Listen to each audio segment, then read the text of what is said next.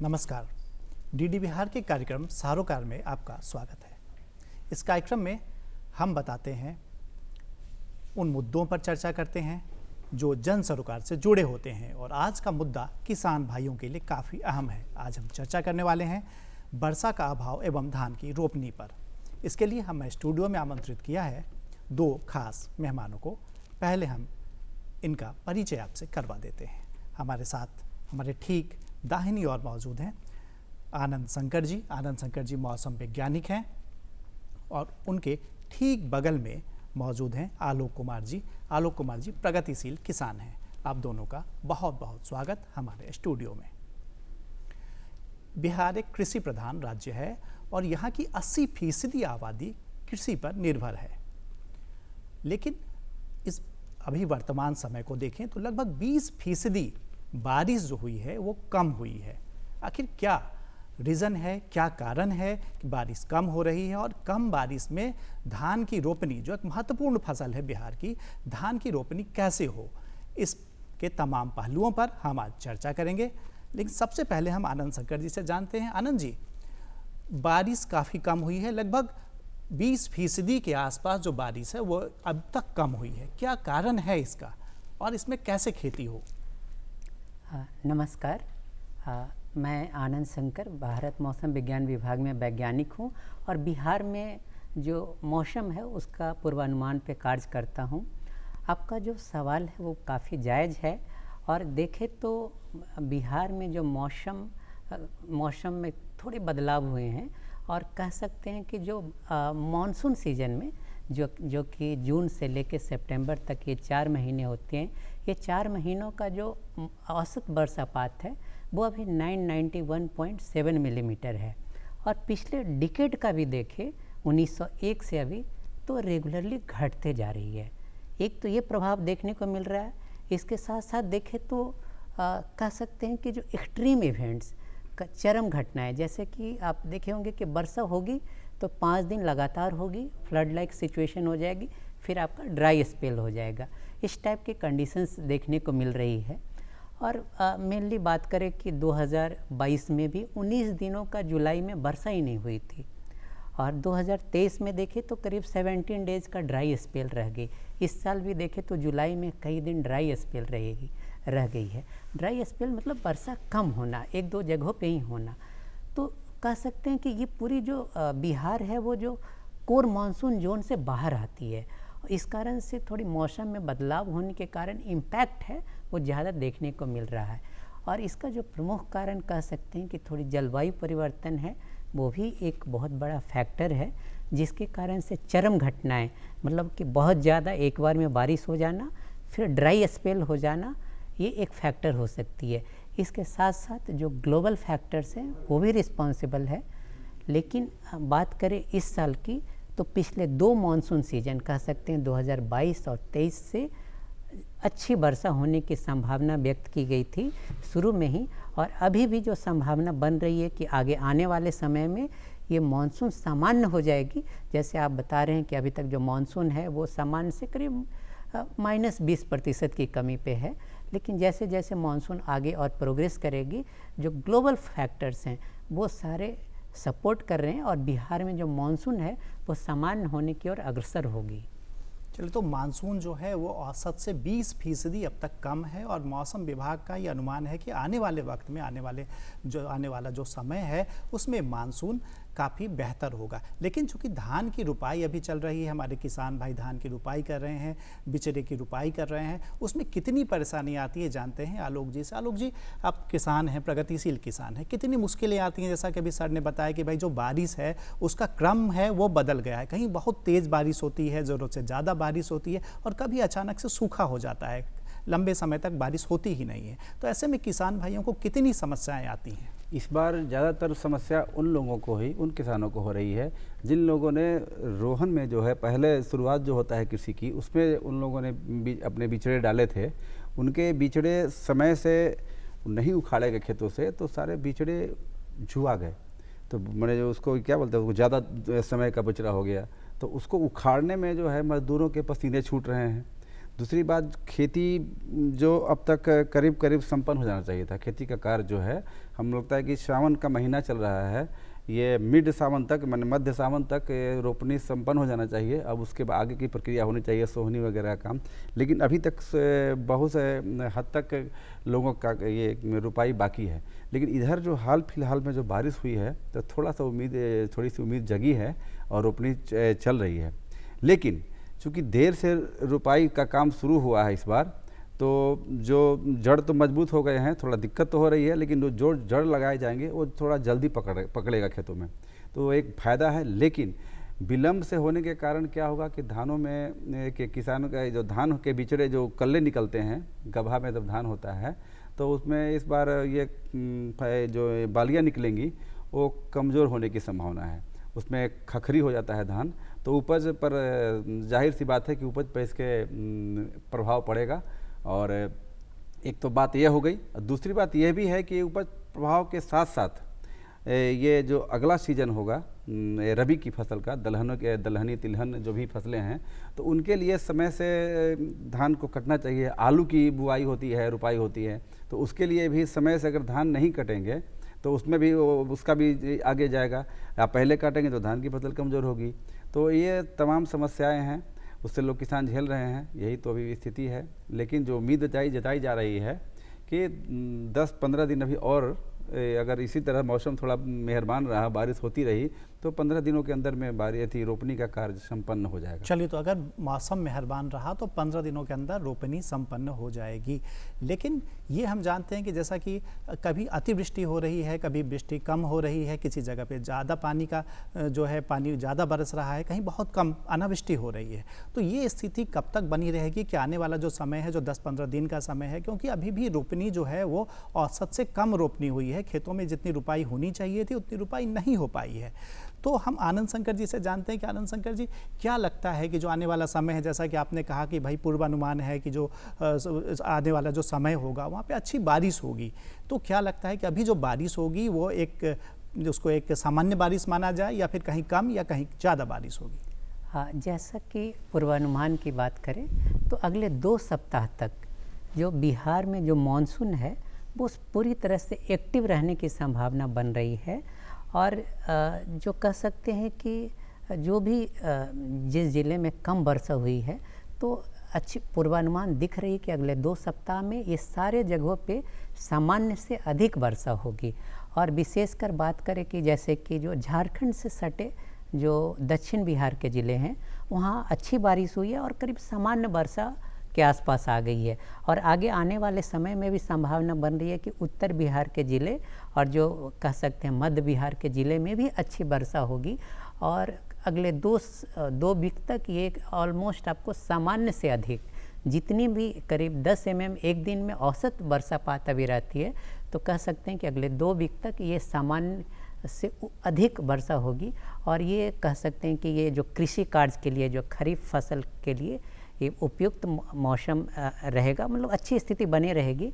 और कह सकते हैं कि खरीफ फसल के लिए एकदम उपयोगी समय ये हो सकती है। और आगे की जो पूर्वानुमान है तो ओवरऑल कह सकते हैं कि मानसून बिहार में इस बार सामान्य रहेगी। लेकिन हाँ, इसके बाद में भी 1-2 ड्राई स्पेल रह सकते हैं, जिसमें कि 5 से 6 दिन वर्षा नहीं भी हो सकती है। बट अगले 10 से 14 दिनों की बात करें तो वर्षा बिहार में सामान्य से अधिक होने की प्रबल संभावना है। चलिए, तो आगे 10 दिनों तक बारिश होने की अच्छी संभावना है। किसान भाइयों के लिए खुशखबरी है। जिन किसान भाइयों को अभी धान की रोपनी करनी है, तो वो जो आगे आने वाला 10 दिन है, उस दिन वो धान की रोपनी कर सकते हैं। किसान भाइयों के लिए एक अच्छी खबर है। एक अच्छा जो मौसम का पूर्वानुमान है, वो पूर्वानुमान काफ़ी बेहतर है और कृषि के पक्ष में है। अगर हम बात करें कि कम बारिश अगर होती है तो उसमें कौन कौन सा प्रभेद लगाया जाता है, ये जानते हैं हम आलोक जी से। आलोक जी, अगर बारिश कम हो रही है, जैसे कि बारिश अभी कम हुई, तो कौन कौन से वैसे प्रभेद हैं जिसकी रुपाई की जा सकती है और वो उससे अच्छी फसल की प्राप्ति हो? देखिए, ऐसा है कि किसानों ने पहले ही ये बिचड़े डाल दिए थे। ख़ास तौर से आजकल ये नाटी मंसूरी जो है वो कम दिनों में ज़्यादा ये होता है और उपज बढ़िया होती है, तो ज़्यादातर किसानों ने नाटी मंसूरी का ये डाला है। साथ में एक पर ये है, ये एक बासमती 834, ये एक प्रभेद है जिसके बारे में कहा जाता है कि भारतीय कृषि अनुसंधान केंद्र ने इसको विकसित किया है। ये 120 से 25 दिनों में 120 से 125 दिनों के अंदर ये पककर फसल तैयार हो जाती है। तो इसकी अगर ये प्रभेद की अगर रोपाई की जाए तो ये किसानों के लिए फ़ायदेमंद होगा। लेकिन अब जिन किसानों ने इसके बिचड़े डाले होंगे वही न लगा पाएंगे। अब जिन लोगों ने पहले बिचड़े दूसरे धान के डाले होंगे तो उनको तो मजबूरी में वही लगानी होगी। हाँ, एक बात हो सकती है कि जो पानी के अभाव में जो ऊंचाई वाले इलाके हैं उसमें अगर धान की ये उन लोग रोपाई करने में अक्षम साबित हो रहे हैं, नहीं कर पा रहे हैं, तो वैसे में एक सिस्टम है कि आप उन जगहों पे अगर ज़्यादा विलम्ब हो गया है तो जब ज़्यादा विलम्ब होगा तो समय से कल्ले नहीं निकलेंगे, बालियाँ नहीं निकलेंगी, तो वैसे में फिर बेकार हो जाएगा वो। तो ऐसे में आलोक जी, श्री विधि काफी उपयुक्त तो माना जाता है। हाँ, श्री विधि क्या है, हमारे किसान भाइयों को बताएं। श्री विधि में क्या है ना कि उसमें जो है इसमें बिचड़े में ज़्यादा समय लगता है, टाइम लगता है। अगर श्री विधि क्या है कि मुश्किल से 15 से 20 दिनों में धान के बिचड़े उसमें रोपने लायक तैयार हो जाते हैं। वो इतना बड़ा बड़ा जो है ये धान हो जाता है, उतना ही में रोपा जाता है। और उस श्री विधि में क्या होता है कि उसमें अब बहुत ज़्यादा पानी की आवश्यकता कम होती है, और पानी की जितना ये इस जो परंपरागत जो पद्धति है ये धान की उसके मुकाबले श्री विधि की जो है रोपाई में बहुत पानी कम लगता है और उसका उपज भी बहुत था। लेकिन शुरू में उस पर बहुत ध्यान दिया गया था, पर इन दिनों 2-4-5 सालों से मैं देख रहा हूँ कि श्री विधि लोगों ने का पता क्या हुआ कि उस पर बहुत ध्यान नहीं दिया, तो ज़्यादा लोकप्रिय नहीं हो पाया। चलिए, तो कई विधियां हैं। अगर अब जब पानी कम बरस रहा है, पानी कम है आपके खेत में, तो भी आप धान की फसल लगा सकते हैं। आप श्री विधि से धान की फसल लगा सकते हैं। और जैसा कि आलोक जी ने बताया कि कई अलग अलग प्रभेद भी हैं धान के, जिसको आप कम पानी अगर होता है, कम बारिश अगर होती है तो उसमें आप लगा सकते हैं, और यह काफ़ी कम दिनों में इसकी अच्छी फसल भी हो जाती है। आनंद शंकर जी हमारे साथ मौजूद हैं। आनंद शंकर जी, हम ये जानना चाहेंगे कि अगर बारिश कम होती है तो किसान जो है वो पटवन पर कहीं ना कहीं निर्भर होता है। कई हमारे जल स्रोत होते हैं जिनसे वो पानी पटाता है, तो ऐसे में ये समस्या आती है कि भाई पानी का जो लेयर होता है वो काफ़ी नीचे चला जाता है, जैसे जलस्तर हम कहते हैं कि जलस्तर नीचे चला जाता है। तो ऐसे में पानी के स्रोत को, जलस्तर को बनाए रखने के लिए कौन कौन से उपाय करने चाहिए? जैसा कि हम लोग बार बार बता रहे हैं कि जो जलवायु परिवर्तन है उसका असर यही हुआ है कि एक समय में बहुत ज़्यादा वर्षा हो जाती है, एक्सट्रीम इवेंट्स बढ़ गए, फिर वो कई दिनों तक वर्षा नहीं होती है, ड्राई स्पेल हो जाती है। और ये कह सकते हैं कि जो नंबर ऑफ कंसेक्यूटिव लगातार जो वर्षा का दिन है वो घट रही है बिहार में नहीं, ये ऑल ओवर इंडिया में ये ट्रेंड देखा जा रहा है। तो इससे बचने के लिए जो सबसे अच्छे उपाय है कि जो भी वर्षा एक बार में हो जाती है उस वर्षा का संचयन करें। संचयन के साथ साथ जो ग्राउंड वाटर है, कह सकते हैं जो ग्राउंड वाटर है उसको रिचार्ज करें।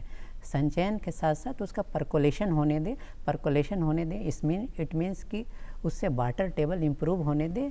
और ये चीज़ें जैसे कि पुराने जो नदी नाले के जो स्रोत हैं उसको पुनः जीवित किया जा सकता है, और कई सारी परियोजनाएं सरकार इस पे काम भी कर रही है, जैसे आहर है, पाइन है, उसको रिवाइव करने की ज़रूरत है। एक्चुअली समय के साथ साथ क्या परिवर्तन आया कि पहले हम लोग सिर्फ सरफेस वाटर यूज करते थे, लेकिन जैसे ही टेक्नोलॉजी हमारे पास आई तो हम लोग ग्राउंड वाटर कह सकते हैं वो यूज करने लगे। इस कारण से पहले सरफेस वाटर कहीं यूज होता था, बट अब ग्राउंड वाटर का यूज करने से वो भी घटने लगी है। और विशेषकर कह सकते हैं सिर्फ दक्षिण बिहार के ज़िले ही नहीं, इवन दरभंगा, उत्तर बिहार के ज़िले जैसे कुछ ज़िले हैं वो वहाँ भी वाटर टेबल कम हो जाती है।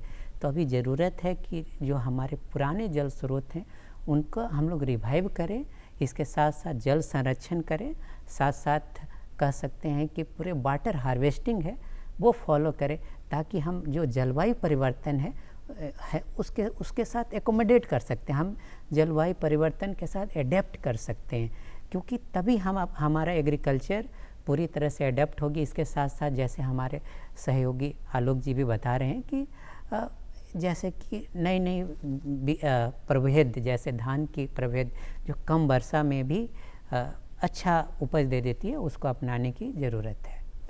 तो कहीं न कहीं जो हमारे जल स्रोत हैं उनको बचाए रखने की ज़रूरत है, उनका संरक्षण करने की ज़रूरत है। और अगर हमने जल स्रोतों को बचाया है, जल स्रोतों को संरक्षित हम करते हैं, तो ऐसे में अगर मौसम परिवर्तन के कारण कम बारिश भी होती है तो आप सिंचाई करके धान की फसल उगा सकते हैं, सिंचाई करके अन्य भी फसल उगा सकते हैं। अगर धान की फसल हम देर से लगाते हैं तो कई कीट पतंगों का प्रकोप भी होता है। ऐसे में क्या करना चाहिए किसान भाइयों को, ये हम जानेंगे आलोक जी से। आलोक जी, क्या करना चाहिए अगर जो कीट पतंगों का प्रकोप अगर होता है, क्योंकि अगर हम देर से रोपनी करते हैं तो कीट पतंगे उस पर ज़्यादा आकर्षित होती हैं। ऐसे में किस तरह से उनका बचाव करना चाहिए? देखिए, वैसे तो बाज़ार में बहुत सारे रासायनिक ये कीट पतंग नाशी जो है दवाएँ हैं उपलब्ध हैं। तो बहुत सारे लोग आजकल जो ये क्या बोलते हैं, इको फ्रेंडली जो खेती करते हैं लोग, तो ऐसे में नीम का अर्क, मेरा मानना है नीम का जो है पत्तियों को ये करके उसका अर्क बना करके, नीम का अर्क भी मार्केट में उपलब्ध है, तो उसका पानी में मिला करके उसका छिड़काव करे तो ये जो रासायनिक उर्वरक जो ये दवाएं हैं उसके मुकाबले वो भी कम काम नहीं करती है, अच्छा काम करती है और उसका फसल पर कोई उसका साइड इफ़ेक्ट नहीं है। तो ऐसे में ऑर्गेनिक खेती जो लोग करते हैं तो वो लोग तो यही सब इस्तेमाल करते हैं। तो इसका इस्तेमाल परंपरागत तौर पे जो खेती करते हैं वो भी कर सकते हैं और उसका बहुत कारगर है। हम लोग तो नीम का अर्क का ये पानी में घोल करके उसका जड़ों पे, लेकिन उसका नियम क्या है ना कि जब कितने दिनों के अंतराल पर ये अर्क जो है उसका छिड़काव करना चाहिए? जब हम धान की रोपाई करते हैं उसके जस्ट पहले ही खेतों में ही पहले एक बार उसको पूरा ये कर देते हैं जड़ों में ही, ताकि जैसे ही ये हो जड़ के में ही ये हो जाए तो उससे कीट पतंग का असर बाद में जब ये पौधे बड़े होंगे तो उस पर असर कम पड़ता है। और बाद में भी जो है ये जब धान की सोहनी होती है तो सोहनी के बाद तो लोग उर्वरक डालते हैं, कोई कुछ डालते हैं, उसमें भी नीम की खल्ली और क्या क्या लोग आजकल तो बहुत सारे ये है केचुआ खाद वगैरह डालते हैं। लेकिन उसके साथ साथ नीम के जस्ट ये उर्वरक डालने के जस्ट बाद 10 से 15 दिनों के अंदर वो नीम के अर्क और जो और भी कई दवाएं हैं उसका इस्तेमाल वे कर सकते हैं किसान 15 से 20 दिनों के अंदर। लेकिन हाँ, जब धान के कल्ले निकल जाते हैं, जो धान गभा पे आ जाता है और बालियाँ निकलने लगती है, तब कीटनाशक का प्रयोग नहीं करना चाहिए। चलो, तो काफ़ी महत्वपूर्ण बातें आलोक जी ने बताई कि भाई आप जो है अगर कीट पतंगों से आपको बचाव करना है अपनी फसल का, धान का खास तौर पर, तो आप धान को लगाने से पहले ही नीम का अर्क जड़ों में प्रयोग करें, मिट्टी में प्रयोग करें। इससे जो है कीट पतंगों का आक्रमण नहीं होगा। मौसम काफ़ी महत्वपूर्ण होता है कि भाई कब बारिश होगी, किसानों को कैसे पता चले, कब बारिश कम होगी, इसकी जानकारी कैसे मिले। तो हम ये जानेंगे कि भाई मौसम विभाग जो है वो किसानों को किस तरह से जानकारियाँ मुहैया कराता है। अगर आप किसी ने मन बनाया कि भाई हम रोपनी करने वाले हैं तो उन्हें कैसे पता चले, कैसे उन्हें एक विस्तृत जानकारी मिले कि भाई किस समय बारिश होगी। हम ये जानते हैं आनंद शंकर जी से। आनंद शंकर जी, किस तरह से किसान भाई जो हमारे हैं वो कैसे जानेंगे कि भाई कौन से साधन हैं कि अब बारिश होगी, मौसम का पूर्वानुमान क्या है? क्योंकि पूर्वानुमान काफ़ी महत्वपूर्ण होता है खेती की बात करें तो किस तरह से सुविधाएं मौसम विभाग देता है किसान भाइयों को? जैसा कि बात करें, कृषि है वो सबसे महत्वपूर्ण है मौसम विभाग के लिए, क्योंकि हमारी अर्थव्यवस्था का बहुत बड़ा भाग है वो कृषि से ही आती है। और कह सकते हैं इवन जो हमारा लॉन्ग रेंज फोरकास्ट है जो जून महीने कह सकते हैं मई महीने में आती है और अगले 4 महीनों के लिए तो बहुत इम्पॉर्टेंट होती है किसी भी कि किस तरह से मानसून की स्टेटस रहेगी। तो कह सकते हैं कि इस साल का जो मानसून कह सकते हैं कि बिहार में समान रहने की हम लोगों ने संभावना व्यक्त की थी, लेकिन ये तो सारे मीडिया में भी अवेलेबल है। इसके साथ साथ हम लोग कृषि विज्ञान केंद्रों के साथ मिल के किसानों तक पहुंचने का कोशिश करते हैं। कृषि विज्ञान केंद्र और हमारा जो कृषि विश्वविद्यालय है उनको हम लोग अपना पूर्वानुमान देते हैं ताकि वो कृषि विज्ञान केंद्रों के थ्रू कह सकते हैं हमारा जो कृषि मौसम सेवा है, ग्रामीण कृषि मौसम सेवा, उसके थ्रू किसानों तक पहुँचे। ये एक तरीका हुई। और अभी तो कह सकते हैं कि यह डिजिटल समय आ गया है कि हमें एक क्लिक से अब देख सकते हैं कि मौसम में क्या स्टेटस अभी क्या होने वाली है, अगले 10 दिनों तक क्या होने वाली है, ये भी देख सकते हैं। इसके लिए भारत मौसम विज्ञान विभाग ने हमेशा सटीक पूर्वानुमान देने के लिए कोशिश की है। तो इसके लिए कह सकते हैं जो मौसम एप्लीकेशन है वो भी अपने मोबाइल में देख सकते हैं। इसके साथ साथ एक मेघदूत एप्लीकेशन है मेघदूत एप्लीकेशन वो भी देख सकते हैं। मेघदूत में देख सकते हैं कि इवन कृषि पे क्या प्रभाव पड़ने वाली है, आप कृषि कार्य में क्या कर सकते हैं, वो भी अवेलेबल है। तो ये दो हम लोगों ने मोबाइल के थ्रू फार्मर तक पहुंचने का कोशिश किया, किसान भाइयों तक पहुंचने का कोशिश किया। इसके अलावा जो हमारा बिहार राज्य के लिए जो बुलेटिन होती है, कह सकते हैं वो हमारा वेबसाइट पे भी अवेलेबल है। इसके साथ साथ कह सकते हैं सोशल मीडिया, कह सकते हैं कि भारत मौसम विज्ञान विभाग पटना है, उसका अपना सोशल मीडिया प्लेटफॉर्म भी है, जैसे कि ट्विटर है, व्हाट्सएप चैनल है, कह सकते हैं फेसबुक के थ्रू भी जुड़ सकते हैं। और कह सकते हैं कि हमारा ये सारे सोशल मीडिया पे भी अच्छी खासी पहुंच है, लोग आसानी से मौसम विज्ञान विभाग सर्च करके पहुंच सकते हैं। इसके साथ साथ जैसे कभी कभी एक्सट्रीम वेदर भी हो जाती है, जैसे आपने देखा होगा कि कुछ रीजन में हैवी रेनफॉल हो जाती है, हैवी रेनफॉल होने की संभावना बन जाती है। तो उसके लिए भी हम लोग करीब 2 घंटे पहले या 1 से 1.5 घंटे पहले जो सचेत प्लेटफॉर्म है, लोगों को मोबाइल पे मैसेज पहुंच जाए, उसके थ्रू सचेत प्लेटफॉर्म के थ्रू लोगों को मैसेज भेज देते हैं कि आपके एरिया में ज़्यादा वर्षा होने वाली है, या फिर कह सकते हैं कि ठनका वगैरह गिरने की संभावना होती है, कुछ एक्सट्रीम वेदर रहती है, उसके भी हम लोग पूर्वानुमान भेज देते हैं। तो एक क्लिक पर अब मौसम पूर्वानुमान जो है किसान भाइयों को पता चल सकता है। और मेघदूत, जैसा कि अभी सर ने बताया कि मेघदूत जो ऐप है वो काफ़ी महत्वपूर्ण है किसान भाइयों को, इससे मौसम का पूर्वानुमान भी मिलता है और खेती पर क्या प्रभाव इस मौसम का है, इस प्रभाव को भी आप जान सकते हैं मेघदूत ऐप के थ्रू, मेघदूत एप्लीकेशन के थ्रू। आलोक जी से हम जानना चाहेंगे कि आलोक जी, कई ऐसी फसलें होती हैं, जैसे धान की फसलें, अगर देर से मानसून आया है तो धान की फसलें कई जगहों पे कम लग रहेंगी, तो वैसे में कौन सी वैकल्पिक फसलें हैं जो लगाई जाएं जिनसे चारा, चूँकि कृषि जो है वो कहीं ना कहीं पशुपालन से भी जुड़ा हुआ है, और अगर प्रभेद उस तरह का लगाते हैं जो काफ़ी कम दिनों में, धान का प्रभेद है जो कम दिनों में होता है, तो उसमें चारे की समस्या उत्पन्न होती है, काफ़ी कम चारा उसमें से निकलता है। तो ऐसे में बताएं कि चारे के लिए कौन कौन सी फसलें लगाई जानी चाहिए, और वैकल्पिक ऐसी कौन सी वैकल्पिक फसलें हैं जो पशुओं को, खासतौर से पशुओं के लिए पर्याप्त चारा की व्यवस्था उससे हो जाए। देखिए, ऐसा है कि जब बारिश नहीं है के अभाव में जहाँ जो किसान अपने खेतों में समय से रोपाई धान की नहीं कर पा रहे हैं, वैसे किसान सिर्फ चारा ही नहीं, पैसे के लिए, आर्थिक उन्नति के लिए भी ये कर सकते हैं। तो मक्का की फसल लगा सकते हैं। वो आजकल मिलेट्स का बहुत ये प्रचार किया जा रहा है, मोटे अनाज, तो वैसे में ज्वार है, बाजरा है, साथ में चारे के लिए आप जिनोरा आजकल लगाते हैं, जिनोरा भी लगा सकते हैं कि फसल हो सकते हैं, जिससे आप जानवरों का चारा पर्याप्त मात्रा में हरा चारा में उपलब्ध होगा। और ये ज्वार बाजरा इसका भी ये उपयोग होता है। मक्का का भी लोग ये करके महीन करके एक कई जगह खिलाते हैं। तो मक्का से आजकल मक्का का बहुत डिमांड भी है, ज्वार का भी है, बाजरे का भी है। अब तो मिलेट्स में आप देखिए कई बड़े बड़े ये ट्रेनों वगैरह में भी मिलेट्स के परोसे जा रहे हैं, खीर और क्या क्या सब। तो धान, जो किसान धान की फसल नहीं लगा पा रहे हैं ज़्यादा लेट होने की स्थिति में और पानी नहीं होने की स्थिति में, वो उसकी जगह मक्के की फसल, ज्वार, बाजरा आदि की खेती कर सकते हैं। तो जो मोटे अनाज हैं उसकी खेती आप कर सकते हैं, ज्वार बाजरे की खेती कर सकते हैं, अगर आपने किसी कारणवश धान की फसल आप नहीं लगा पाए हैं, या फिर बारिश कम होने के कारण आप धान की फसल नहीं लगा सकते हैं, तो आप वैसे में मोटे अनाज की जो फसल है उसे उपजाइए। ये आपके चारे के काम में भी आएगा और आपकी आमदनी भी अच्छी होगी और भोजन के काम में भी ये आएगा।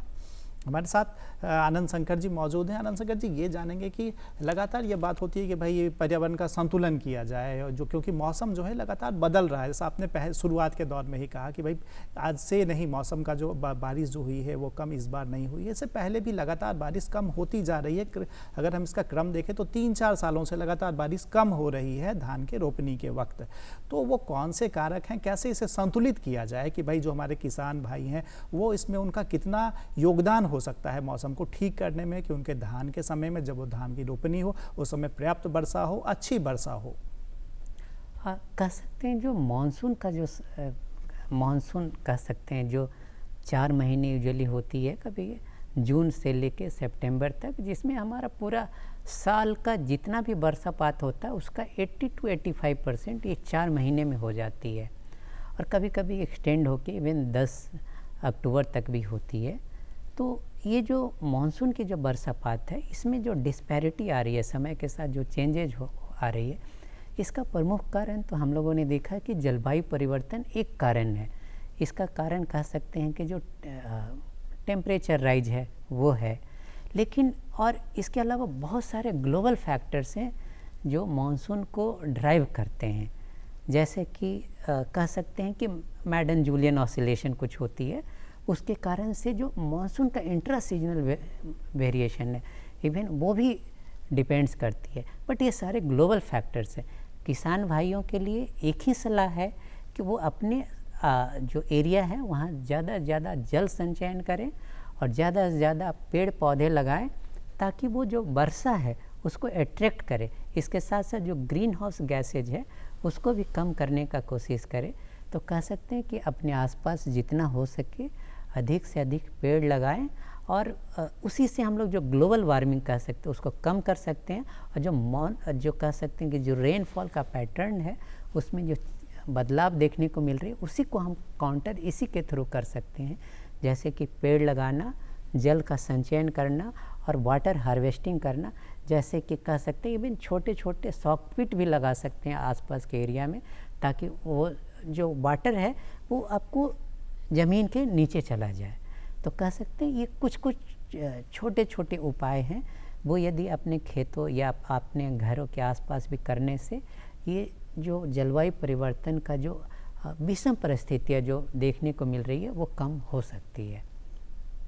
तो जो विषम परिस्थिति देखने को मिल रही है वो कम हो सकती है। लगातार हमें पेड़ लगाने पर ध्यान देना होगा और जल संचयन पर ध्यान देना होगा। सरकार भी काफ़ी आगे बढ़कर जल संचयन पर भी ध्यान दे रही है और पेड़ लगाने के लिए भी जागरूकता कार्यक्रम चला रही है।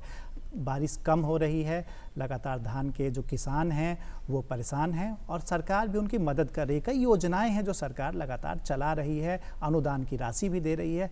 अनुदान की राशि से कितना मनोबल बढ़ता है किसान का, आलोक जी से जानते हैं। आलोक जी, कई प्रकार से सरकार सुविधा भी दे रही है कि आपको डीजल अनुदान की राशि मिल रही है, अन्य तरह से अनुदान मिल रहा है, तो कितना फ़ायदेमंद है, कितना मनोबल बढ़ता है इससे किसानों का? देखिए, ऊँट के मुँह में जीरा, जो डीजल अनुदान का जो मामला है, ऊँट के मुंह में जीरा है। जो इतना वो डीजल अनुदान से बहुत ज़्यादा फायदा नहीं है।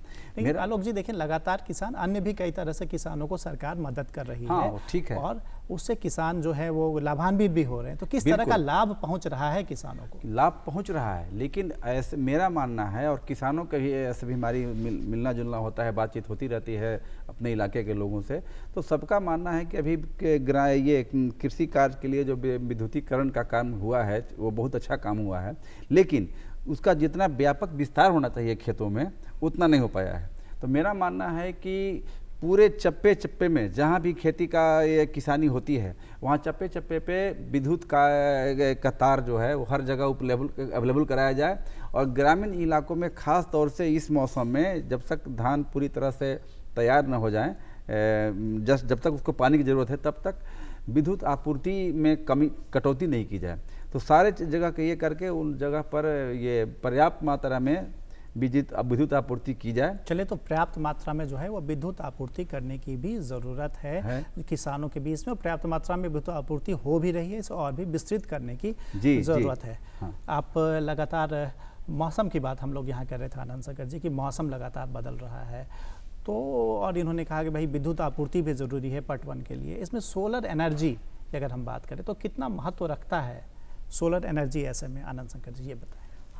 जैसे कह सकते हैं कि सोलर एनर्जी है वो रिन्यूएबल एनर्जी है, वो ख़त्म नहीं होगी, मतलब कह सकते हैं कि बार बार रिन्यू हो सकती है। तो सोलर एनर्जी अपने छोटे छोटे कार्यों के लिए इवन अपने घर के छतों पे भी लगा सकते हैं, और उससे मतलब कि कह सकते हैं कम एचपी का मोटर वगैरह भी चल सकती है। तो सोलर एनर्जी जो है इसका उपयोग भी आप लोग पटवन के लिए कर सकते हैं। सरकार लगातार सहायता भी दे रही है और इससे आप पटवन कर सकते हैं। अगर बारिश कम भी होती है तो आप धान की फसल उगा सकते हैं, अन्य दूसरी फसल भी उगा सकते हैं। तो किसान भाइयों को आज काफ़ी महत्वपूर्ण जानकारी मिली कि किस तरह से वर्षा के अभाव में भी वो धान की रोपनी कर सकते हैं। आप दोनों हमारे स्टूडियो में आए, आपका बहुत बहुत आभार। तो लगातार हमने जाना कि किस तरह से अगर वर्षा कम हो रही है, बिहार में बारिश लगभग 20% तक कम हुई है, ऐसे में भी किसान भाई किन किन प्रभेदों का उपयोग कर सकते हैं, कैसे वो आप धान की फसल लगा सकते हैं। इस सरोकार में इतना ही। अगली बार हम फिर मौजूद होंगे इसी दिन किसी नए विषय के साथ। तब तक के लिए मुझे दीजिए इजाज़त। नमस्कार।